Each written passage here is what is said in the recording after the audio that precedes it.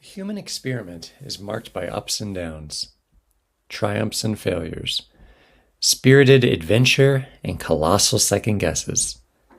We learn by doing, but we grow and evolve by not repeating the mistakes of the past. What do we know today, based on what we, our parents, grandparents, and the countless generations before them experienced? We know a lot if we are honest with ourselves. We know that living together in harmony is possible, but we also know that living together in harmony is not cheap. There is a price to pay, a pledge to be made. In a perfect world, we wouldn't need to consistently re-pledge for peace. But the world isn't perfect, and our work continues. What if a pledge to find real solutions to big problems could bring about peace? In many respects, the end result is more valuable than any monetary amount you could assign. So the million-dollar question, and in all reality, worth well over $1 million, is what is stopping us from pledging for peace? And why do we so easily fall into physical aggression and war when differences arise? The cynic might say humans are violent creatures. Our default is war. Perhaps. And when the history of man is eventually written, that very well might bear out. But we have evidence to the contrary. And if we are to evolve and grow, continuing to repeat the mistakes of the past, as we've been doing, is the very definition of insanity. But as our own history suggests, we are not insane creatures. Secessio Plebis. 5th century BC is not an obvious starting point for demonstrating peaceful solutions to conflict. While our long-gone ancestors understood that grievances could be solved through bloodshed, they also discovered a smarter and more humane way of resolving differences was also a part of their toolkit. Secessio Plebis in English translate to the secession of the plebs, or withdrawal of the commoners. Secessio Plebis was a movement so effective that it was actively practiced for 2 centuries between the 5th and 3rd centuries BC, and replicated ever since. During a Secessio Plebis, the plebeian citizens would abandon their workshops and the city, resulting in a shutdown of commercial transactions. The governing elite did not like this, and were forced to eventually negotiate the request of the plebeians. The plebeians understood that while their problems with the wealthy minority of the Roman populace were legitimate, in their eyes an outright war would result in the destruction of their cities, many lives, and their civilization as they knew it. After the success of the first secession, multiple followed, and one of the world's first recorded nonviolent interventions was registered as an example for years to come. The Hungarian campaign for independence from the Austrian Empire. Europe in the mid-1800s was a tumultuous place. Hungarians were subject to Austrian rule, and over time the situation became untenable. Thankfully for the Hungarians was the existence of a man named Francis Drake. After having witnessed the bloodshed that came from physically fighting the superior Austrian forces, Drake turned to nonviolent methods and arrived at an aha moment. Drake thought the Hungarian nonviolent techniques forced the opponent's repression to rebound in a way as to undermine their power. Part of Drake's ultimate success was his ability to rally Hungarians around a shared identity and mission. When Austrian tax collectors came to collect, Hungarians did not fight, but rather refused to pay. When their goods were seized, fellow Hungarians did not participate in the auctions. Austrians had to bring bidders from Austria to purchase the seized goods, and over time the government realized it was costing more to seize property and auction it off than what the tax was worth. Drake was long considered as the wise man of Hungary. It is a telling description, and an interesting use of the word wise. Military commanders in war are often labeled as shrewd, cunning, or even brave. While all of those adjectives can and do apply to military leaders, it is rare to hear someone refer to someone on a battlefield as wise. Resolving conflicts in a nonviolent manner requires wisdom, but it also requires a vision and conviction, a pledge for peace.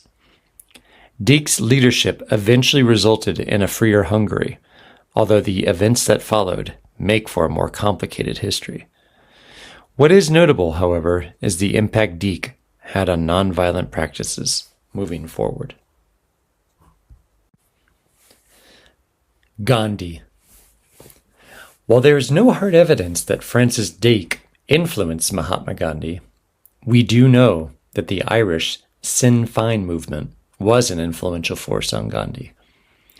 In a 1907 article, Gandhi wrote about Sinn Féin's campaign of self-suffering, which was marked by Irish members withdrawing from the British Parliament and boycotting goods and courts. The Irish struggle, however, took much from Dieck and set the stage for two of perhaps the greatest nonviolent movements in recent history: Gandhi's Satyagraha movement and Dr. Martin Luther King Jr.'s civil rights movement. Satyagraha was a concept introduced by Gandhi to designate a determined but staunchly non-violent resistance to evil. Those who follow the philosophy achieve insight into the evil of the pervading situation via the pursuit of truth and a spirit of peace and love. Additionally, followers undergo a process of self-scrutiny, eventually encountering truth in the absolute. Gandhi left India for a significant period, but then returned, with Satyagraha in 1915. After being elected to the Indian National Congress, Gandhi wasted no time pushing for independence from the United Kingdom. In the early years, the British reaction was violent. Over time, however, Gandhi employed additional measures, such as boycotts of British goods and massive protest marches. Gandhi was eventually arrested, but managed to experience Indian independence in August 1947. Unfortunately, his life under autonomous Indian rule was short-lived after an extremist assassinated him in January 1948. The lessons of Gandhi in India spread wide and far. The Satyagraha movement and the achievements of the Indian people are perhaps the most famous example of a nonviolent movement achieving the ends that war had typically promised, but with much blood. It is both heartening but also surprising that up to this point in history, we have three famous cases, and countless others, of nonviolent movements to achieve social and political goals. Yet by 1948, the world had suffered two major wars as well as regional wars and battles. Yes, in some cases peace was achieved, but the costs were absolutely astronomical. Martin Luther King Jr. It is difficult to imagine a United States where open discrimination against Black Americans was commonplace just 60 years ago. When Dr. Martin Luther King Jr. led the famous March on Washington in 1963, he remarked, "In a sense, we've come to our nation's capital to cash a check. When the architects of our republic wrote the magnificent words of the Constitution and the Declaration of Independence, they were signing a promissory note to which every American was to fall heir. This note was a promise that all men, yes, Black men as well as white men, would be guaranteed the unalienable rights of life, liberty, and the pursuit of happiness. America has given the Negro people a bad check, a check which has come back marked insufficient funds." There was little doubt for King that change in America would be impossible with physical force. In many respects, King was fighting an entrenched culture, especially in the U.S. South, that could not be waged nor won on a battlefield. Civil rights for Black Americans was a non-negotiable point for King, so his chosen tool from history's toolkit would need to be one with a celebrated track record. As we've seen with 5th century Rome, Francis Drake in Hungary, and Mahatma Gandhi, King had a tool at his disposal that he ultimately deployed with remarkable success. King grew up in the segregated South. A good student, he finished high school at 15 and attended Atlanta's historically black university, Morehouse College. King went on to pursue a doctorate degree and returned to the South as a pastor of the Dexter Avenue Baptist Church in Montgomery, Alabama. Inspired by Gandhi's model of nonviolent resistance, King founded the Southern Christian Leadership Conference to hold nonviolent protests against racist laws. King saw how public sentiment ultimately willed India to independence and thought the same could be achieved, especially if the media, television, and radio covered his nonviolent actions. King had great instincts, and thanks to his leadership, the passage of the Civil Rights Act in 1964 and the Voting Rights Act in 1965 were cemented. Like many effective leaders before him, King endured hardship. He was jailed repeatedly and treated unfairly by the prevailing justice system. Despite this, King wrote, "Injustice anywhere is a threat to justice everywhere.